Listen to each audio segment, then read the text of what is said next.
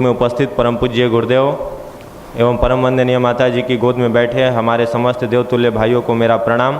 प्रातःकालीन सभा में आप सभी का स्वागत है। मित्रों, हर रविवार को हम सभी यहाँ आते हैं एक अच्छे उद्देश्य को लेकर के, अपने आप को बेहतर बनाने के लिए। अपने जीवन में जितने सारे गलत विचार, गलत क्रियाकलाप हम लोग करने लगते हैं, उन सब से कैसे छुटकारा पाया जाए। व्यक्ति तो चाहता है कि उसके अंदर से जितनी सारी बुराइयां हैं, जितनी कमियां हैं, वो दूर होते चली जाए। जितने सारे बुरे आदत है हमारे पास से वो छूटता चला जाए, हम उससे बचते चले जाएं। लेकिन कई बार ऐसा होता है कि हम लोग प्रयास तो करते हैं छूटने के लिए, लेकिन उसमें सफल नहीं हो पाते हैं। कोई भी अगर बुरा आदमी हो, वो चाहता है कि मेरी बुराई छूट जाए। हम ही लोगों के साथ कई तरह की परेशानी होती है। यहाँ से जुड़ने के बाद जब भी भैया बताते हैं ब्रह्मचर्य का पालन करना है, अच्छे से करना है पालन, अपने जीवन में अध्यात्म का समावेश करना है, प्रत्येक दिन ध्यान करना है, साधना करना है, स्वाध्याय करना है।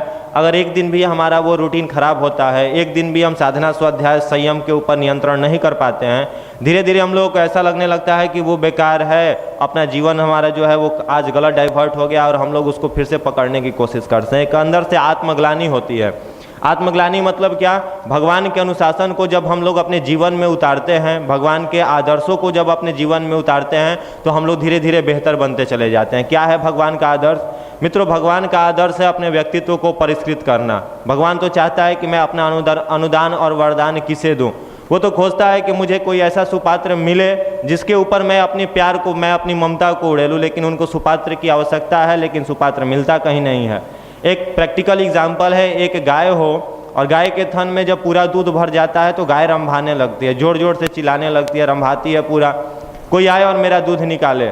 लेकिन एक कुत्ता का बच्चा अगर वहाँ पर जाए और गाय सोचे कि गाय मुझे दूध पिला देती, गाय रंभाते रंभाते पीड़ा से, कष्ट से मर जाएगी, लेकिन एक कुत्ते के बच्चे को कभी अपना दूध नहीं पिला सकती है। ठीक उसी प्रकार भगवान का अनुदान और वरदान केवल उन्हीं को मिल सकता है जो उसका सुपात्र हो। गाय का बछड़ा जाएगा, गाय उसे दूध पिलाएगी, उसका बच्चा जाएगा, कोई मनुष्य जाएगा, वो उसको अपना दूध देगी। लेकिन जो उस दूध का अधिकारी नहीं है, जिसके ऊपर उसका दूध का अधिकार नहीं है, गाय मर जाएगी लेकिन अपना दूध किसी को नहीं देगी। मित्रों, भगवान भी यही काम करता है। गॉड कहो आप, प्रकृति कहो, अल्लाह, यीशु, जो आप कहो, भगवान भी सेम यही काम करता है। वो खोजता है कि मेरा कोई सुपात्र मिले, योग्य इसका अधिकारी मिले, मैं उसको दूं। अगर बारिश हो रही हो, छत पर अच्छी खासी बारिश हो रही हो, और छत पर ले जाकर के हम एक बाल्टी रख देते हैं, हमें बाल्टी भर करके पानी मिल जाता है। अच्छी बारिश हो रही हो, आपके पास तालाब हो, आपको तालाब भर करके पानी मिल जाएगा। जो बर्तन हमारे पास है, प्रकृति उस बर्तन में भर करके हमें उस वस्तु को देती है। बारिश हो रही हो, अभी आपकी एग्जाम्पल देगा, आप समुद्र के पास जाइए, समुद्र के पास तो बहुत पानी है, अथाह पानी है, जिसकी कल्पना नहीं कर सकते हम लोग। पूरा पानी ही है समुद्र के पास, और समुद्र के पास जाकर के हम केवल अपने पास एक गिलास लेकर के जाएं, ये तो मजाक वाली बात हो गई। समुद्र के पास जाएं और एक गिलास लेकर के जाएं कि मुझे पानी चाहिए, समुद्र आपको एक गिलास ही पानी देगा। अगर आपको ज़रूरत है पानी की, तो आप समुद्र के पास जितना बड़ा बर्तन लेकर के जाइएगा उतना बड़ा आपको मिल जाएगा। मित्रों, इसको कहते हैं पात्रता।